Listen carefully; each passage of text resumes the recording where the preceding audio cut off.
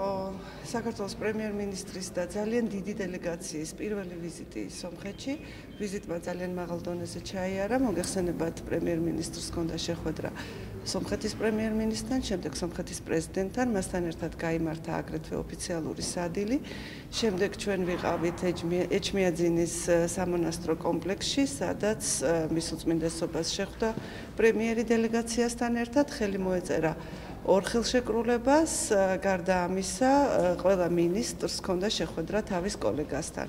მე ახლა დავთავრე ჩემი შეხვედრა სომხეთის საგარეო საქმეთა მინისტრთან და ახლა გვექნება კიდევ გამოსამშვიდობებელი ოფიციალური ვახშამი და ამის შემდეგ დელეგაცია გაემგზავრება საქართველოში.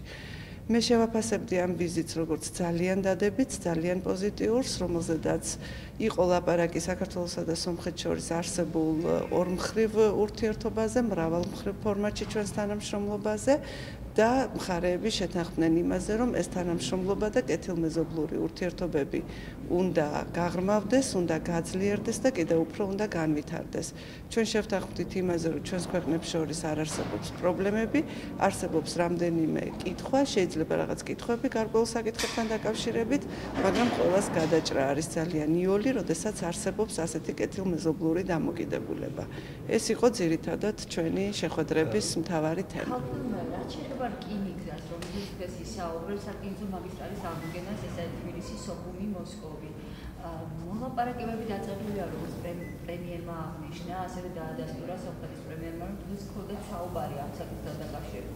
რა სტადიაშია მოლაპარაკებები და ზოგადად ამ თემის დღეს წამოწევა, რას გვიგვიყვება? პირველად მოხდა დღეს ამ თემის გაჟღერება, ამიტომ რასაკვირველია ძალიან ადრეა ყველანაირ დეტალებზე საუბარი.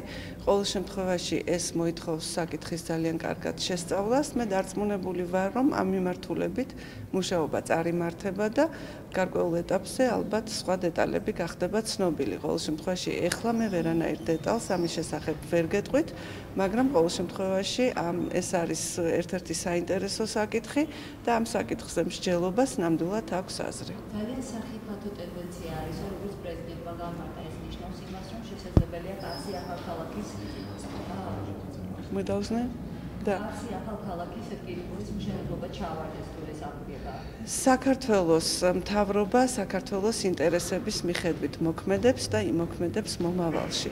ასე რომ ყველანაირი შეშფოთება იმის გამო, რომ შეიძლება რაღაცა ისეთი გადაწყვეტილება იყოს მიღებული, რაც საქართველოს ინტერესებს დააზიანებს, არის აბსოლუტურად არასწორი და ამიტომ ჯერჯერობით მხოლოდ ძალიან ზოგადი ლაპარაკი შეიძლება ამ თემაზე და მე დარწმუნებული ვარ, რომ არაფერი არ გადაწყდება ისე, რომ რამენაირად თუნდაც ოდნავ მაინც დაზიანდეს საქართველოს ინტერესები.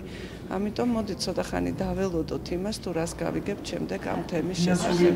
ფინანსური ამნისტიის ინიციატივით გამოვიდა საარჩევნო. რაც შეეხება არ მაქვს ინფორმაცია ჯერჯერობით. შემიძლია აკითხოთ, რაც შეეხება იმ აჟიოტაჟს ატყდა და გაუგებრობას, თუ საბოლოოდ ამოწურათება. მე ძალიან გაოცებული ვარ, მართლა გულწრფელად გაოცებული ვარ. მაოცებს ორი რამ. ჯერ ერთი მაოცებს ის, რომ ქართული მედია წყაროების გადამოწმების გარეშე მთელი დღის განმავლობაში უშვებს ინფორმაციას და ალბათ იცის, რომ უშვებს ყალბ ინფორმაციას და ამის გამო არც ბოდიშის მოხდის სურვილი უჩნდება მაყურებლისათვის და არც იმ ადამიანებისათვის, რომელთა სახელის შელახვასაც ამ ყალბი ინფორმაციით ცდილობს.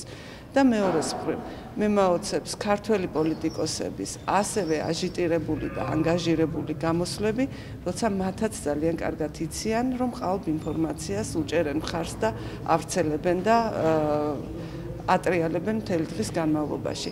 სად არის პატრიოტიზმი ან ქართველი ჟურნალისტებისა და ან ქართველი ოპოზიციონერი პოლიტიკოსებისა? ისინი ხო ამითი ორ ქვეყანას შორის არსებულ ურთიერთობას ვნებენ. ნუ თუ ეს არ ესმით, არც ჟურნალისტებს და არც პოლიტიკოსებს, ეს მე ძალიან მაკვირვებს. და კიდევ მაკვირვებს ის, რომ ეს შეკითხვა დღესაც უკვე მეორედ ისმება ერთი და იგივე მედიის მიერ. ასე რომ თუ თქვენ გაქვთ ამაზე პასუხი, ძალიან დამავალებთ. გაცრავად, მაგრამ ნაჭ რაღაც